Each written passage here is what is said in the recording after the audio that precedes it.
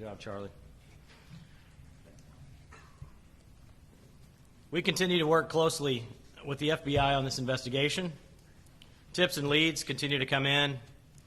For example, on Sunday, we received a tip from a Colleyville resident who had interacted with a suspect on Friday on a bike trail near the Colleyville soccer complex on Pleasant Run Road. CPD officers found a mountain bike that was chained to a fence along the railroad tracks near the soccer complex. And FBI agents were called to the scene to process and photograph the bike. They were able to unlock the bike lock with a key that was found in the possession of the deceased suspect. As we've had time to review the details of the operation on Saturday, I would like to acknowledge the efforts of a few that stood out. As many of you know, we have a consolidated dispatch center with Southlake and Keller. We all share one main police channel, and our dispatchers are actually Keller police employees that are housed at Keller PD. By all accounts, the team working Saturday morning did a phenomenal job. They spoke to the suspect and to the rabbi for an hour and a half before negotiators took over. At the same time, they were inundated with 911 calls, calls from the public, calls from the media, all the while continue to provide services to the two other cities. Really a fantastic job by these professionals.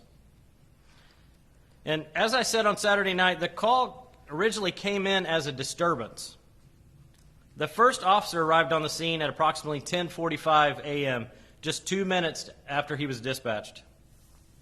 This officer has 2.5 years' experience with the department, and with the insight of a veteran officer, within 1 minute and 23 seconds, he says over the radio, this could be a potential hostage situation. Extraordinary job by this young officer to quickly recognize the gravity of the situation. And this set the tone for the entire incident. I would also like to recognize the FBI's rapid response and enormous resources that they dedicated to resolving the situation. All told, the FBI had 182 personnel dedicated to this incident. Their skilled personnel and aggressive, sound decision-making by FBI Special Agent in Charge Matt DeSarno ensured that we had the right personnel with the right skills on the scene to handle any situation that may evolve. We are eternally grateful for the support provided by the FBI this week. I would also like to thank the Colleyville Police Department and all of the agencies that responded to assist.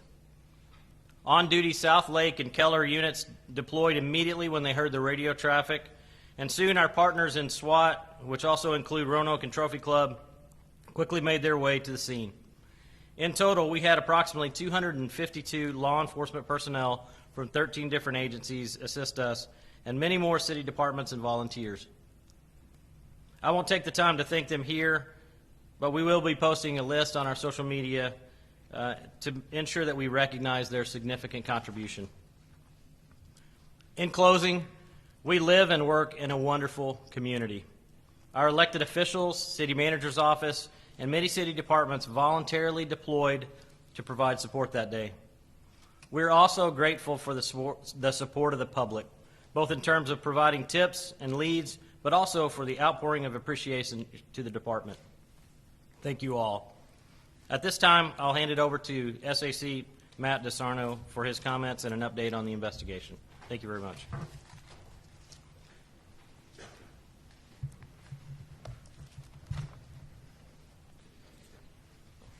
Thank you, Chief Miller, and thank you for the continued service to your city and community of Colleyville. It's been outstanding to work with you and with this entire community and your department throughout this crisis and this investigation. Again, my name is Matt DeSarno. I'm the Special Agent in charge of the Dallas Field Office of the FBI.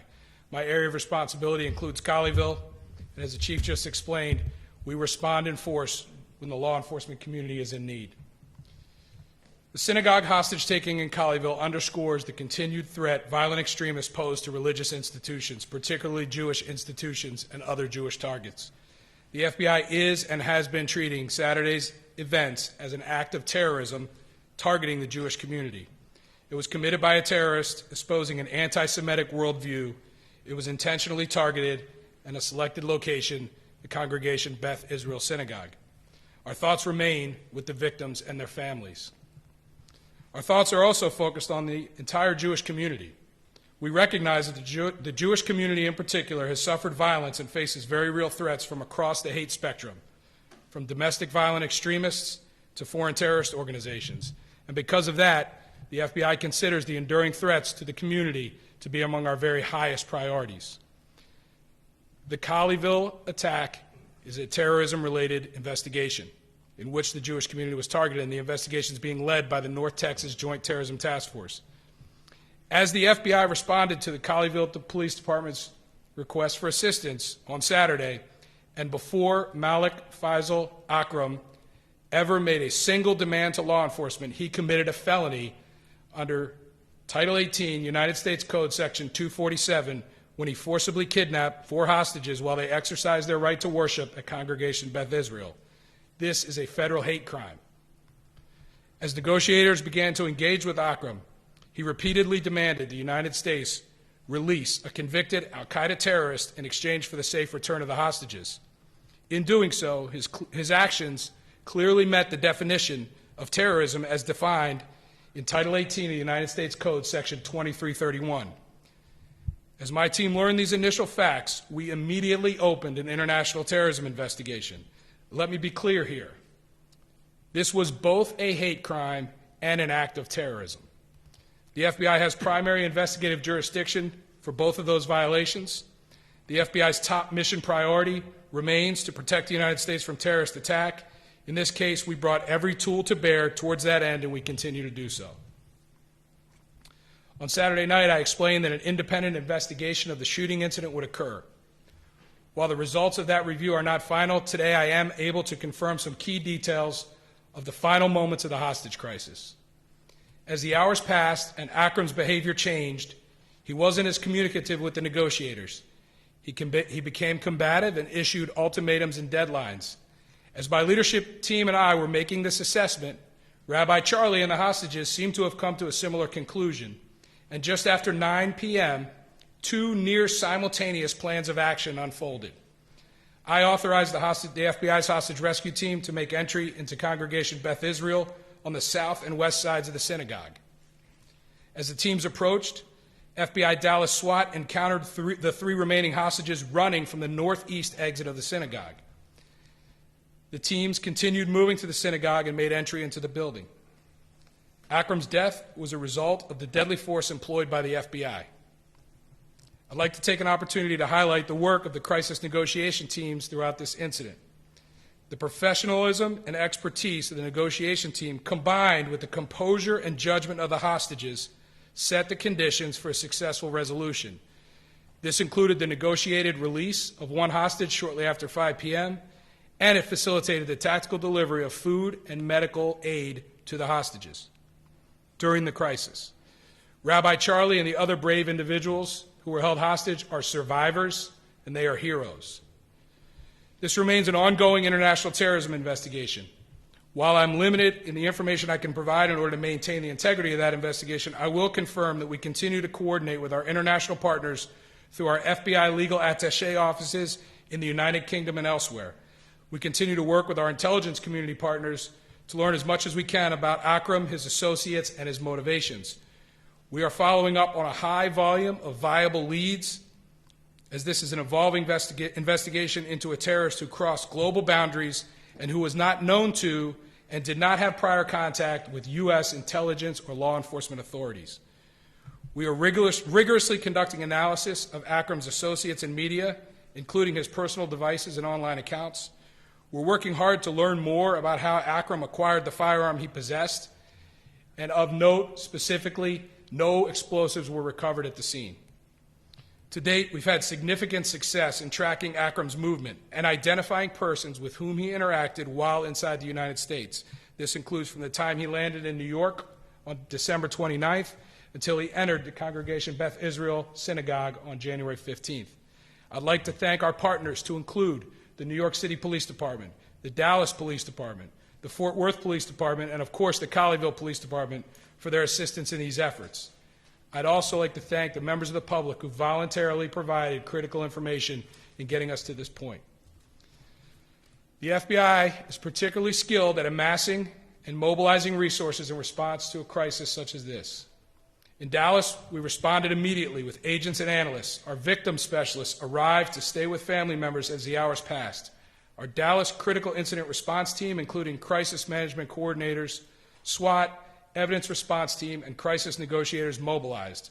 A command post was established and staffed, and it included staff from Congregation Beth Israel. Resources from Quantico and FBI headquarters immediately engaged and began supporting our efforts. Within hours, on-scene resources flowed in from our critical incident response group, and this included the FBI's hostage rescue team, additional crisis negotiators, additional intelligence analysts, behavioral science experts, and additional crisis management coordinators. Throughout the day, we worked through legal process with technology providers and other partners to establish operational advantages. We received immediate support from our local, state, and federal law enforcement partners. And at present, we are leveraging all resources at our disposal to analyze and exploit data and evidence at the FBI laboratory, at our Operational Technology Division, and at the North Texas Regional Computer Forensics Lab. We will continue to devote resources to this investigation as long as needed, and I want to thank each person who has been working steadfastly since last Saturday to ensure in the pursuit of justice. As the crisis shifts into investigation, we continue to apply the same rigor to our investigative, intelligence, and operational practices.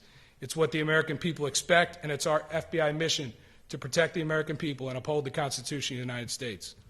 While we have not seen any specific or credible threats related to this incident, my team in Dallas and the entire FBI continue to work with our partners to identify and mitigate threats to the Jewish community and others.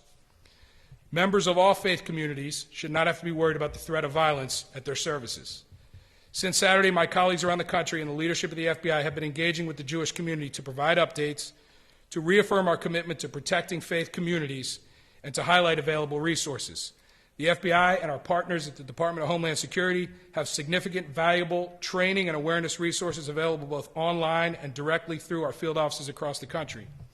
Additionally, we work very closely with the ADL and other similar organizations to increase awareness, provide training, and inform communities about threats. I was struck by the welcome message on Congregation Beth Israel's website. In part, it reads, "We care about you, we strengthen each other, you have something to contribute." I can't think of a better sentiment at this time. Rabbi Charlie was a rock, even amidst his own crisis. He was a leader and a teacher and a protector.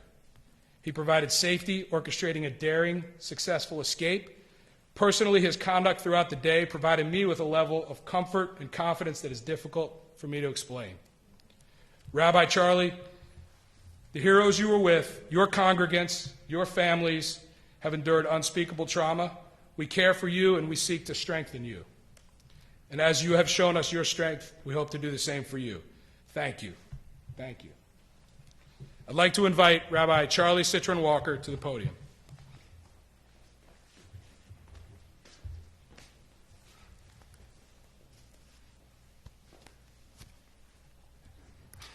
Thank you all for being here. I just want to express my gratitude this afternoon. I want to express my gratitude for the FBI, for all of the law enforcement that were involved in this operation, for the hostage negotiators and that whole team, from negotiator Matt to who I was on the phone with, and who was that voice, that calm voice on the other end, on speakerphone the entire time, to everyone that was a part of this.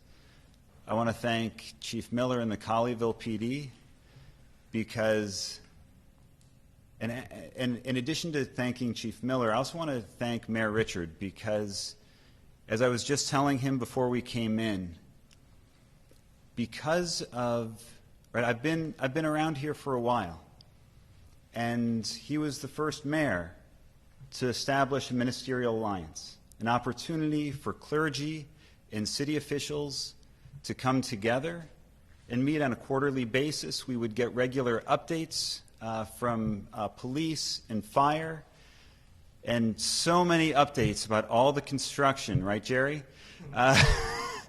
And because of that relationship, when Chief Miller came on as the new chief a few years ago, I had his cell phone. I knew him personally. I had a relationship. And so when I had the opportunity to text with him and communicate with him about our situation, I had that resource available in that moment. And so a huge thanks to Mayor Richard, a huge thanks to Chief Miller, a huge thanks to everyone who was involved. And along with that, again, we haven't done this enough, just to thank Mike Finfer, who's our current president. But before he was the president of Congregation Beth Israel, he was our house chair and our safety lead. And he was the one who really pushed us as a congregation and as a community to make sure that we had plans in place, to make sure that we had and we took advantage of the trainings that were offered to our community. So I stand up here before you with great gratitude just to be alive, with such appreciation for all of those small little details that add up to something that fortunately was pretty miraculous. And so with gratitude to God, with gratitude for all of those individual human efforts that allow us to be here today, I'm just overflowing with gratitude. And let me also just add one more thank you to all of the media who's been camped out here in Colleyville. Thank you for your time and your energy. I know this hasn't been easy for y'all either. And just with great love to Congregation Beth Israel, great love to the Jewish people, and great love for all of the support that we have received over this past week. It's truly, truly been overwhelming. Thank you.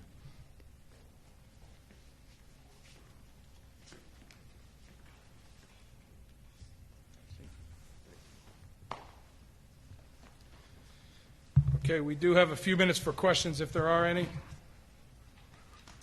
Sir?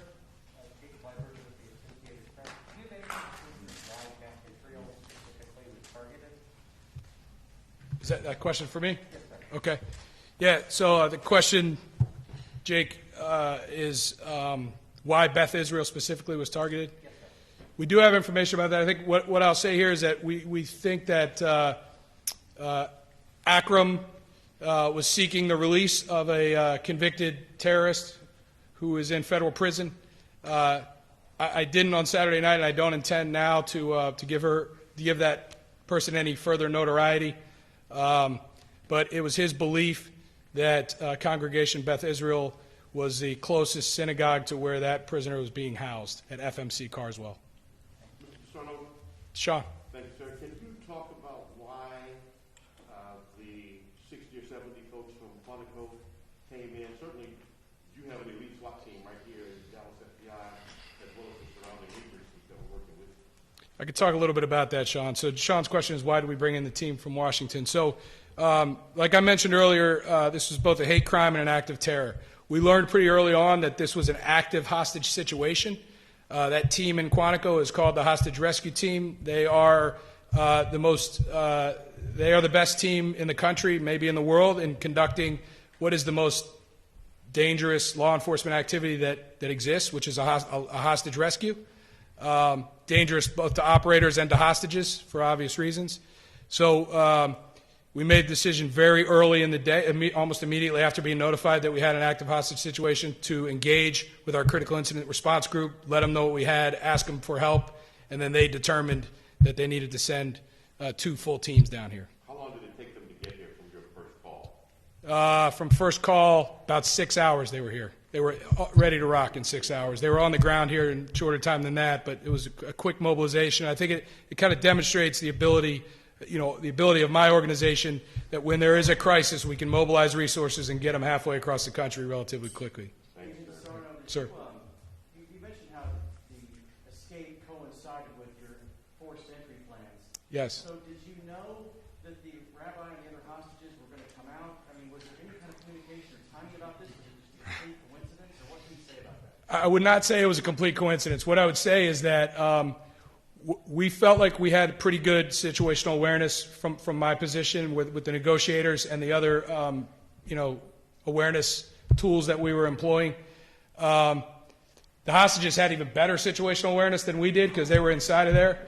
And I think we both kind of realized around the same time that it's time to go. And I authorized the teams to go, and Rabbi Charlie authorized himself and his hostages to get out. And I think that's how it worked. Sir. In looking into the suspect's past, has it put anybody else on your radar, whether here or elsewhere? And if or if not, what do you need from the public as far as that's concerned? That's a great question. Thank you for asking that. The question is whether or not other people are on our radar, and what do we need from the public. So right now we have gotten great support from the public. We don't have a specific call to action for the public. We feel like the 15 or 16 days that he spent here in the United States, we have made good progress on identifying his movements and his associations and people with whom he came in contact with. As far as his activity prior to coming here, outside of the scope of the continental United States, we are working closely with international partners, and I'm not going to comment on the work that we're doing in their countries, but we are getting great support, particularly from the UK, great lines of communication, and the coordination and collaboration is as good as it can be. So I expect that, we'll be learning those types of details, and we are learning those types of details currently. Sean? What's that, Sean? I'm sorry. Oh, the question is, have we detained anyone locally? We have not detained anyone else locally here in this investigation right now. Jake? Where and how did Akram acquire the gun he used to attack? So right now in our investigation, that's a primary gap that we are working to fill. We are actively focused on that piece of the investigation, and hopefully in the near future we'll have more information that we can release about that. Thanks, Jake. Sir. Have you identified the man who accompanied Akram into the Al-Colin shelter on January 1st, gave him a hug, patted him on the back? Do you know who that person is? Do you feel he's involved in this at all? So we believe that we have identified all the people that Akram had contact with or interacted with in this area. And that's really, I really am not in a position we still have an ongoing investigation, particularly as it relates to other people. So I can answer the first part of your question that we have identified that person, yes. Do you consider any of those people accomplices that you've identified? At this point, the question is, do we consider them accomplices? At this point, all I'm prepared to say is that we have identified them. Yep. Do you believe that Akram was about to possibly kill a hostage at that point? I mean, what was his mindset, and how concerned were you that something terrible was about to happen? What I can say is, and I, if Rabbi Charlie wants to comment on this as well too. So my perception of the events were that what I was perceiving and what my leadership team and the negotiators were perceiving was that the situation had gone from bad to significantly worse, and that it was time to take action. And I think that, I don't know if Rabbi Charlie, if you want to. Yeah. I can honestly tell you that before this, as things were getting bad, it was really bad. I was absolutely in fear of my life. I was kind of wondering, okay, FBI, let's, but of course we had no idea. We had no idea. And he went from extremely agitated with the negotiator to all of a sudden very calm, like he was earlier in the day, just asking me for juice. And I was highly, highly concerned in that moment. And yet, fortunately, that gave us the opportunity, right, when we had liquid in his hand, right? So that was part of the opportunity that we took advantage of. So. Rabbi, are you still there? Yes. You, in your statement just now, you had said when it got to that point at the end, you became very, very fearful for your life. Yes. Having not been in that situation, I would assume from the very beginning you would be very, very fearful for your life. Can you kind of go through the emotions you and the other individuals with you kind of went through that day as it started and progressed through the day. I mean, that was a long time to be in such a stressful environment. I would just say that we were fearful the whole time, right? It's hard not to be with someone with a gun in their hand, kind of pointing it at you the whole time. The first, hour or so, hour and a half, was extremely, extremely upsetting, extremely terrifying, and there was a long period of calm conversation, of again, once, he was talking with us. He wasn't yelling at us, and we were able to have conversation. He was certainly right. We were constantly looking, right? We were constantly looking for an opportunity to leave. And it was very, very hard to find an opportunity where we all could leave.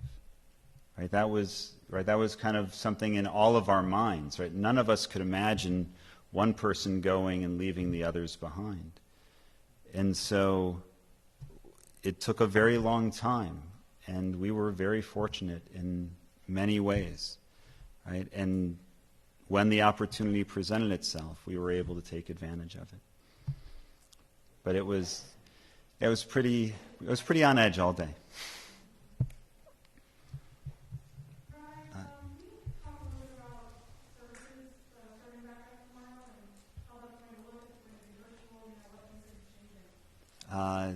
The public can participate in services through our Facebook Live program. And so and anyone that would want to come and pray with us, we invite that participation. But we will be having services tonight. We will be having services tomorrow morning, our traditional observance. Any message for the Jewish community this Shabbat? The message for the Jewish community this Shabbat, more than anything else, is as best we can. I want to encourage everyone to have a Shabbat Shalom, a Sabbath of peace. God willing, we're able to find a sense of wholeness with our families, with our communities, and that is that sense of peace that comes with every Sabbath, each and every week, and that's our opportunity to help make Shabbat a day of holiness, to make it a unique day out of the entire week, and we all desperately need that sense of peace. And I would extend that not only to the Jewish community, I would extend that to all communities. This question is for the special agent in charge. Can you take us back to the moment where you had to make that critical decision to send your officers in? Can you take us back to that moment, what you were thinking, what you were feeling? So what I'll say is that I felt like I had good situational awareness because I had help from, we had help from inside the synagogue. We had a great negotiation team that I highlighted earlier that gave us really good visibility into what was happening. We believed, we had a good idea of the condition of all the hostages and the mindset of the hostage taker. And so it gave me the confidence in the information that I had, combined with the confidence that I had in the abilities of the teams to do their job, that made a very difficult decision, one that I could make confidently. On one quick question, the footage that was inside of the synagogue, was that something you were able to see during that? You kind of figure out what was happening inside? All I'm prepared to say about that is that we felt like we had really good audio coverage of what was happening in there and decent video coverage of what was happening in there. Enough to give the decision makers, the negotiators, and others general situational awareness, but we did not have full visibility of what was happening. The key things we want to know are the condition of the hostages and the mindset of the hostage taker, and we were able to have that. That he rode to the synagogue, can you modes of transportation that he used to get around, and could you elaborate on some of the other places he went in the Metroplex? Really, all I can. The question was about elaborating on his modes of transportation and other places he went in the Metroplex. So, as we still continue to conduct this investigation and determine